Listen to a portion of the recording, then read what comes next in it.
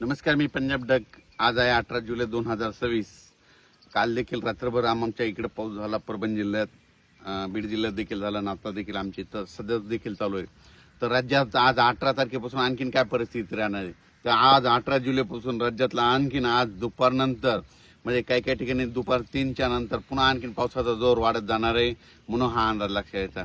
खास करून तुम्हाला एक सांगू इच्छितो की सोलापूर जिल्हा, बीड जिल्हा, लातूर जिल्हा, धाराशिव जिल्हा, सांगली जिल्हा, त्याच्यानंतर सांगलीमध्ये आटपाडी, पंढरपूर, सांगोला त्या परिसरामध्ये काय झालं, पाऊस कमी होता. पण ह्या जिल्ह्यातले सर्व शेतकरी सांगू इच्छितो, तुम्ही घाबरू नका. आणखीन जवळपास 4-5 दिवस 25 तारखेपर्यंत म्हणजे यात्रेपर्यंत, पंढरपूरच्या यात्रेपर्यंत चांगला दररोज जोराचा पाऊस पडणार आहे. म्हणून धाराशिव जिल्हा, लातूर जिल्हा, बीड जिल्हा, त्याच्यानंतर सोलापूर जिल्हा, सांगली जिल्हा, त्याच्यानंतर आटपाडी, सांगोला त्या परिसरातली शेतकऱ्यांना अंदाज लक्ष द्यायचा. बारामतीकडे देखील चांगला पाऊस पडणार आहे, फलटणकडे देखील चांगला पडणार आहे, म्हणून हा अंदाज त्या शेतकऱ्यांनी देखील लक्ष द्यायचा. त्याच्यानंतर कोल्हापूरकडे देखील जोराचा पाऊस आज सुरू होणार आहे, म्हणून कोल्हापूरच्या शेतकऱ्यांनी अंदाज लक्ष द्यायचा. साताऱ्याकडे देखील मुसळधार पाऊस पडत, कोल्हापूरकडे देखील पश्चिमेकडे मुसळधार पडणार आहे, म्हणून हे लक्ष द्यायचं. म्हणजे सांगायचं झालं तर रत्नागिरीपासून तर पालघरपर्यंत त्या संपूर्ण घाटमाथ्यावर आजपासून जवळपास 5 दिवस चांगला जोराचा पाऊस पडणार आहे, म्हणून हा अंदाज लक्ष यायचा. पुण्याकडे देखील आज जोरात पावसाला सुरुवात होणार आहे. मुंबईला देखील जोरात पाऊस पडणार आहे ह्या 5 दिवसामध्ये, म्हणून हे मुंबईकरांनी अंदाज लक्ष यायचा. नाशिकला, त्र्यंबकेश्वर त्यांनी देखील अंदाज लक्ष यायचा. मराठवाड्यात देखील आज दुपार, आता तर सध्या मराठवाड्यामध्ये परभणी जिल्ह्यामध्ये पाऊस चालू आहे. तर आणखीन तुम्हाला एक सांगतो, आज दुपारच्या नंतर परत जोराचा पाऊस पडणार आहे, म्हणून रात्री देखील जोराचा राहणार आहे, म्हणून हा मराठवाड्यातल्या शेतकऱ्यांना अंदाज लक्ष यायचा. मराठवाड्यामध्ये जिल्ह्यामध्ये सांगायचं झालं तर हिंगोली जिल्हा, नांदेड जिल्हा, परभणी जिल्हा, जालना जिल्हा, संभाजीनगर, धाराशिव आणि लातूर ह्या जिल्ह्यातल्या, मराठवाड्यातल्या सर्व जिल्ह्याला सांगतो की तुम्ही म्हणजे ह्या 25 तारखेपर्यंत चांगला जोराचा पाऊस पडणार आहे, म्हणून अंदाज सर्व शेतकऱ्यांना लक्ष द्यायचा. कोणताच गाव आणि कोणता भाग वंचित राहणार नाही. दररोज पाऊस पडणार आहे, फक्त वेगवेगळा भाग कव्हर करीत राहणार आहे, म्हणून हा अंदाज मराठवाड्यातल्या शेतकऱ्यांना लक्ष द्यायचा. विदर्भ 6, 5, 11 जिल्ह्यामध्ये वर्धा जिल्हा झालं, नागपूर जिल्हा झालं, भंडारा जिल्हा झालं, यवतमाळ झालं, तर अकोला, अमरावती, बुलढाणा तिकडे देखील त्या 11 जिल्ह्यामध्ये, गडचिरोली, चंद्रपूर तिकडे देखील म्हणजे आज 18 पासून पावसाचा जोर वाढत जाणार आहे, तर 25 तारखेपर्यंत दररोज वेगवेगळ्या भागात चांगला जोराचा पाऊस पडणार आहे, म्हणून हा अंदाज त्यांनी देखील लक्षात द्यायचा. सर्वदूर एकदाच पडणार नाही, पण दररोज वेगवेगळा भाग कव्हर करत राहणार आहे, म्हणून हे लक्षात द्यायचं. त्याच्यानंतर इकडे आपण उत्तर महाराष्ट्राकडे देखील नंदुरबार जिल्हा झालं, धुळे जिल्हा झालं, जळगाव जिल्हा आज देखील बऱ्याच भागामध्ये विखुरलेल्या स्वरूपाचा पाऊस पडणार. पण नंदुरबार जिल्ह्यामध्ये मात्र 22 तारखेच्या नंतर म्हणजे 23, 24, 25च्या दरम्यान तिकडे देखील मुसळधार नंदुरबार जिल्ह्यात पडणार आहे. आणि नंदुरबार जिल्ह्यामध्ये जे काही छोटे छोटे तळे राहिलेले आहेत भरायचे, ते मात्र 25 ते 28च्या दरम्यान तिकडे जोराचा पाऊस पडणार आहे. आणि त्या भागात देखील त्या नंदुरबार जिल्ह्याला जीवदान ठरणार आहे, म्हणून हा नंदुरबार जिल्ह्यातील शेतकऱ्यांना अंदाज लक्षाचा. धुळे, जळगाव जिल्ह्यात देखील ह्या आज उद्या सगळीकडेच म्हणजे आजपासून पावसाची स्पीड वाढणार आहे, म्हणून त्यांनी धुळे, जळगाव त्या जिल्ह्यातल्या सर्व तालुक्यातल्या शेतकऱ्यांनी अंदाज लक्ष यायचा. म्हणजे सांगायचं झालं तर आज 18 तारखेपासून 25 तारखेपर्यंत असाच पावसाचा दररोज वेगवेगळ्या भागामध्ये त्या धुळे जिल्हा, नाशिक जिल्हा, जळगाव जिल्हा, आणि नंदुरबार त्या भागात पाऊस पडणार, त्यांनी अंदाज लक्ष यायचा. त्याच्यानंतर आता वळू तिकडं संभाजीनगर,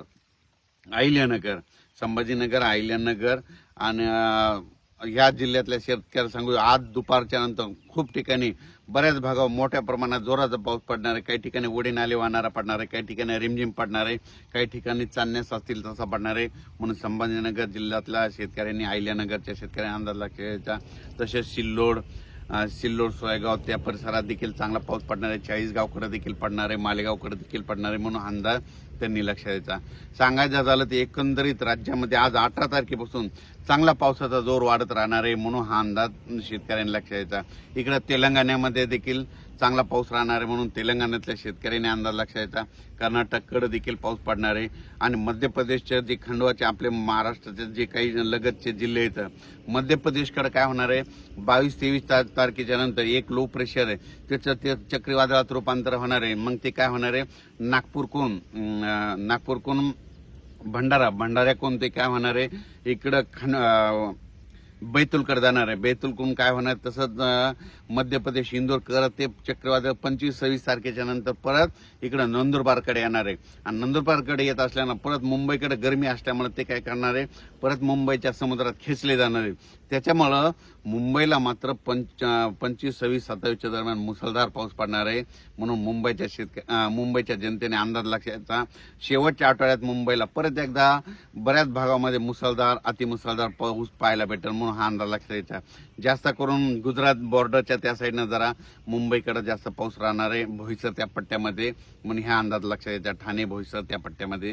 म्हणून हे मुंबईकरांनी लगेच अंदाज लक्षात घ्यायचा. त्र्यंबकेश्वरकडे पाऊस पडणार आहे.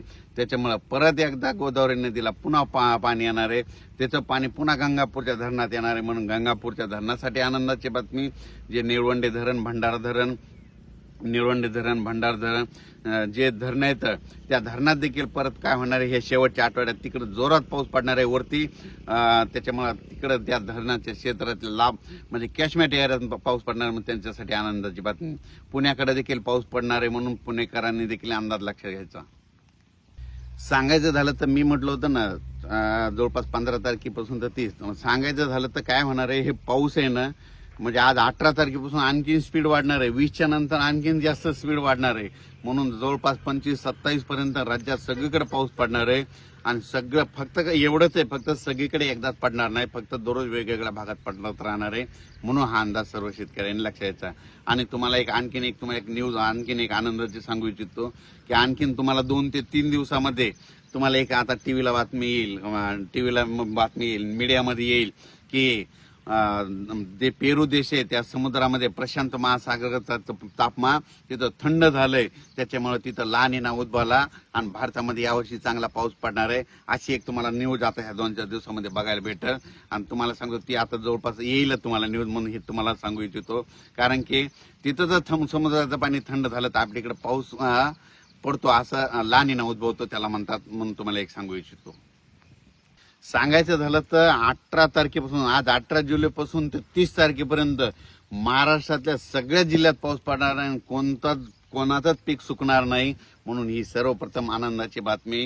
राज्यात सगळीकडे पाऊस पडणार आहे. फक्त दररोज एक दिवस इकडं तिकडं असा पडत राहणार आहे. म्हणून हा अंदाज सर्व शेतकऱ्यांनी लक्षात घ्यायचा. अचानक वातावरण बदल झाला तर परत एक मेसेज दिला जाईल. धन्यवाद.